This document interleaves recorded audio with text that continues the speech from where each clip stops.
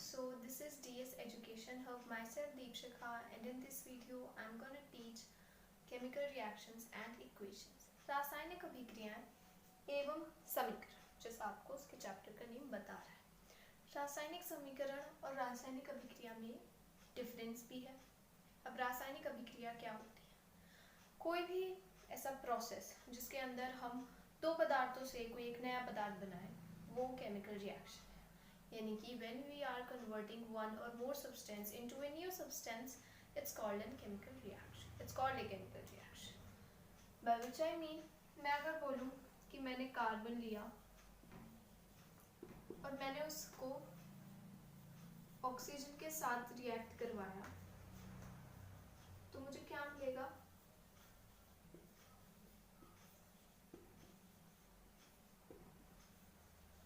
Carbon dioxide.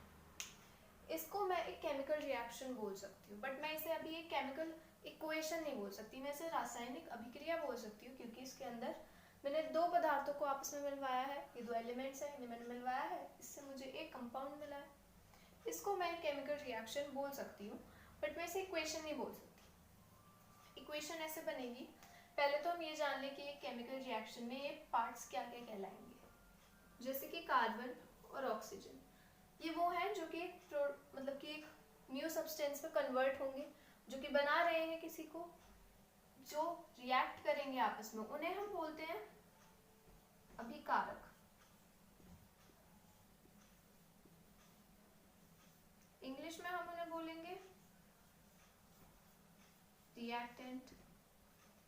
यानी कि अगर मैं बोलूं कि इस केमिकल रिएक्शन में, इस रासायनिक अभिक्रिया में रिएक्टेंट्स कौन है, तो वो है ऑक्सीजन और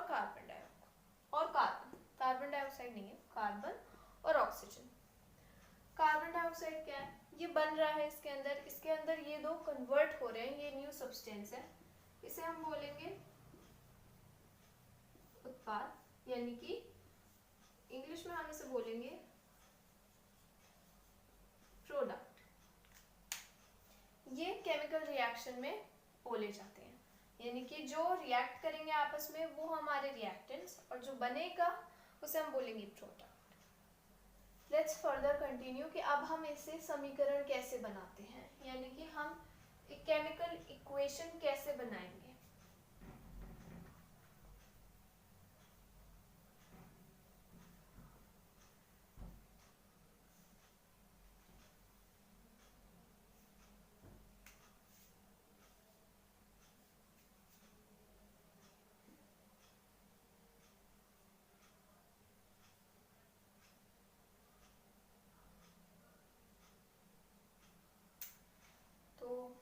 कार्बन का सिंबल क्या होता है? जो हमारे समीकरण होता है वो जरूरत क्यों पड़ती है? मोस्टली इंपॉर्टेंट क्वेश्चन कि हमें जरूरत क्या है। हम इसे ऐसे लिख रहे हैं, इट्स फाइन, हमें नाम भी पता चल रहे हैं सबके।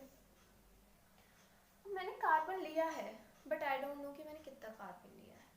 मुझे ऑक्सीजन भी मिला है उसके अंदर, मुझे नहीं पता कि मैंने ऑक्सीजन कितना लिया है, या मैं दूसरों को कैसे बताऊँ?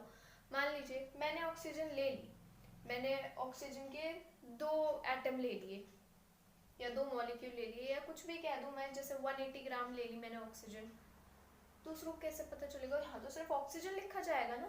ऐसे ही कार्बन डाइऑक्साइड, हमें कैसे पता चलेगा कि हमें कितनी कार्बन डाइऑक्साइड मिली है, उसकी वैल्यू क्या है, उसका वी कैन से कि मास क्या है उसका, हमें नहीं पता। इसलिए हमें इक्वेशन बनाने की जरूरत पड़ती है। इक्वेशन ऐसे बनेगी, इनके सिंबल्स लिखे जाएंगे। कार्बन का सिंबल क्या होता है? C। ऑक्सीजन का सिंबल O2। ऑक्सीजन को कभी भी O नहीं लिखते, हम हमेशा ऑक्सीजन को O2 लिखते हैं। ऐसी कुछ गैसेस हैं जिनके नीचे हम 2 ही लगाएंगे। Carbon dioxide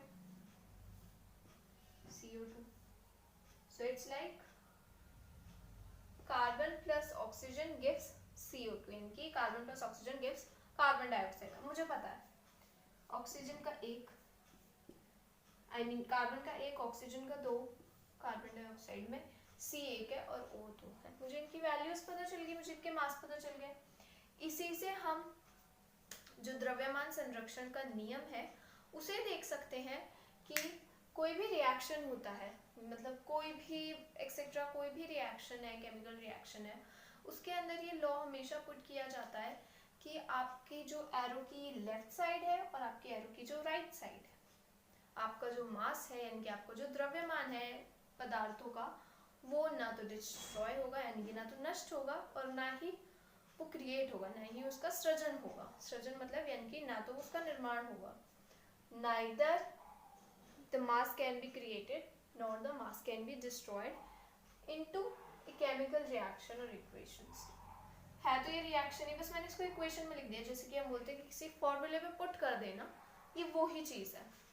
let's take an another example, आपकी एनसीईआरटी की बुक में भी है वो एग्जांपल।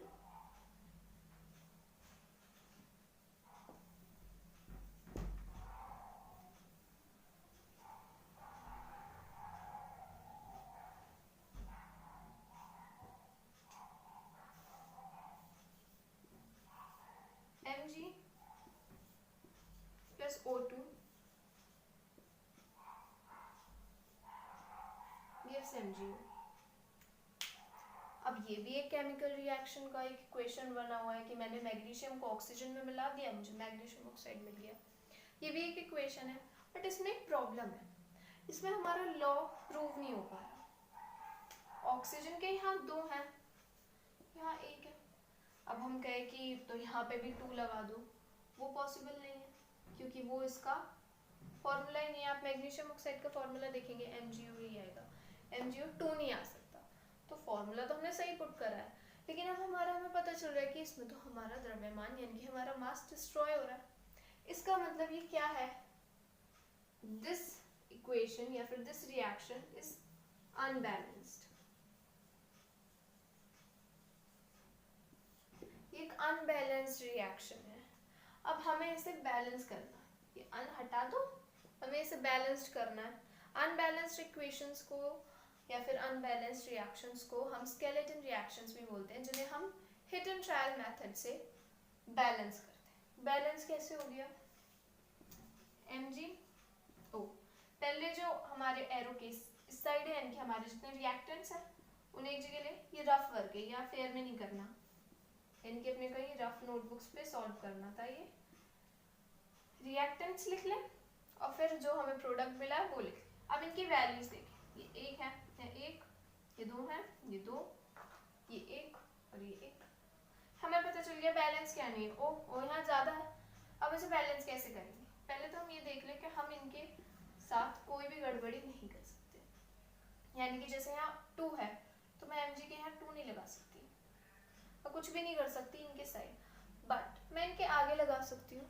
मैं अगर यहाँ चाहूँ तो मैं 2 लगा दूंगी, 3 लगा दूंगी, मैं कुछ भी लगा सकती हूँ। एनी डिजिट, कोई भी डिजिट लगा सकती हूँ, बट सामने लगाऊंगी उसके, मैं उसके नीचे नहीं लगा सकती।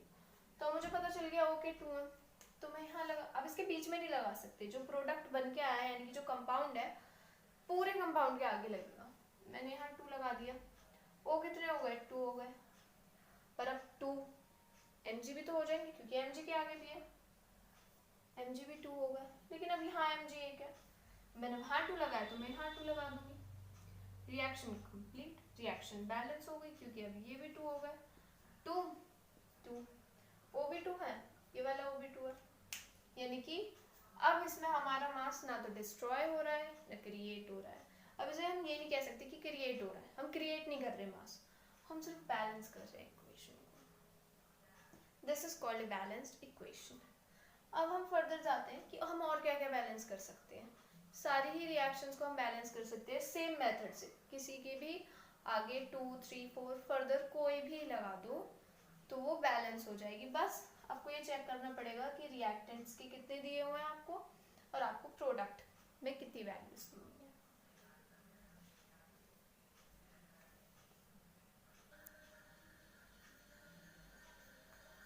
सो अब हम चलते हैं कि अब हमें बैलेंस करनी तो आती है कि हम बैलेंस कैसे करते हैं। उसके लिए मैं आपको अपनी वीडियो के नीचे एक डीपी भी मिल जाएगी, यानी कि असाइनमेंट मिल जाएगा जिसके अंदर आपको बहुत सारी क्वेश्चंस हैं, या फिर आप अपनी बुक की एक्सरसाइजेस ले सकते हैं जिसके अंदर आप उन्हें बैलेंस करें। नेक्स्ट, अब कोई भी चीज़ होती है उसके काइंड्स होते हैं, जस्ट लाइक केमिकल रिएक्शंस के काफ़ी काइंड्स हैं। उनमें पहला है एडिशनल रिएक्शन, मीन्स योगात्मक अभिक्रिया। अब इसके नाम से पता चल रहा है, यानी कि योग मतलब क्या होता है, जुड़ना। इसके अंदर ये है कि हमारे पास दो या दो से अधिक, या फिर हम कह सकते हैं वन और मोर सब्सटेंसेस जो कि केवल एक बनाएंगे। यानी कि मैं कह सकती हूँ जैसे कोई भी ले सकती हूँ, जैसे कि मैंने सी वाला बताया था ना, CO2 gives CO2। दो रिएक्टेंट्स हैं, एक ही आपके पास प्रोडक्ट है। इस टाइप की जो भी रिएक्शंस होती हैं उन्हें हम एडिशनल रिएक्शन बोलते हैं। इसका एक और एग्जांपल ले सकते हैं। इसका एक और एग्जांपल है CaO प्लस H2। CO क्या होता है? बिन बुझा चूना, जो चूना बुझा हुआ नहीं होता, वो पानी डाल देते बुझ जाता है। गिव्स CaOH का होल ट्वाइस। एक ही होता है वाटर सॉल्यूशन, क्योंकि वाटर है इसमें, वाटर का सॉल्यूशन बना हुआ है। इसमें भी दो रिएक्टेंट्स हैं और एक प्रोडक्ट है, इसलिए हम इसे एडिशनल रिएक्शन बोलेंगे, जिसके अंदर हमें जितने भी आपके पदार्थ हैं, जितने भी सब्सटेंसेस हैं, उनसे मिलके जो एरोकेस साइड है, यानी कि जो आपका प्रोडक्ट बनेगा वो एक बनेगा, तो हम उसे एडिशनल रिएक्शन बोलते हैं। सेकेंड पॉइंट यानी कि सेकेंड रिएक्शन,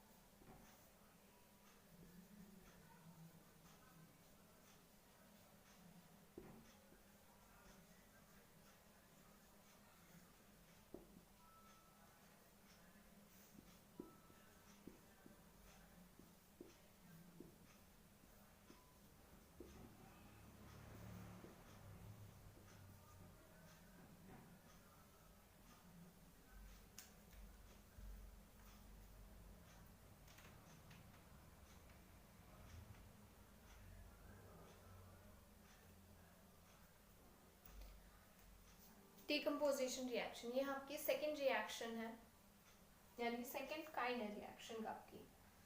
वियोजन अभिक्रिया, अब इसके तीन पार्ट हैं, thermal decomposition, hydrolysis, photolysis. Thermal decomposition है ऊष्मीय वियोजन या अपघट। अब वियोजन का मतलब होता है अलग हो जाना, जैसे कि मैं बोलूं कि CO2 है, पहले एग्जाम्पल, सबसे इजी एग्जाम्पल CO2, या आप CO2 से, जैसे हम कोई मैथ का रिएक्शन लेते हैं ना, उसमें जब x की वैल्यू ढूंढनी होती है तो सबसे पहले हम एग्जाम्पल 2 या 5 ऐसी छोटी सी डिजिट से लेते हैं। ऐसे CO2 है, CO2 में मैं CO2 को तोड़ने के लिए मैं बहुत ज़्यादा हीट लूँ, बहुत ज़्यादा हीट, उससे वो अलग हो जाएगा, क्या बनेगा? C+O2। These types of reactions are called decomposition reaction। ये रिएक्शन वियोजन अभिक्रिया कहलाएगी, क्योंकि इसमें अलग हो रहे हैं। ये केवल एक रिएक्टेंट है, इससे मुझे दो प्रोडक्ट मिल रहे हैं, जो चीज़ें अलग होके कोई प्रोडक्ट बनाएगी वो डिकम्पोजिशन रिएक्शन यानी कि वियोजन अभिक्रिया कहलाएंगे। इसके थ्री पार्ट्स ऐसे हैं, थर्मल डिकम्पोजिशन यानी कि ऊष्मीय वियोजन, ऊष्मा का मतलब होता है एनर्जी, जो कि ये है, ये मैं थर्मल डिकम्पोजिशन में मान सकती हूँ अगर मैंने यहाँ ऊष्मा से इसको अलग किया है। ऊष्मा यानी कि एनर्जी, अगर मैं किसी को एनर्जी से अलग करूंगी, एनर्जी से मैं उसके दो प्रोडक्ट बनाऊंगी, तो मैं उसको थर्मल डिकम्पोजिशन यानी कि ऊष्मीय वियोजन कहूंगी। जिसमें मैं एक और ले सकती हूँ, जैसे कि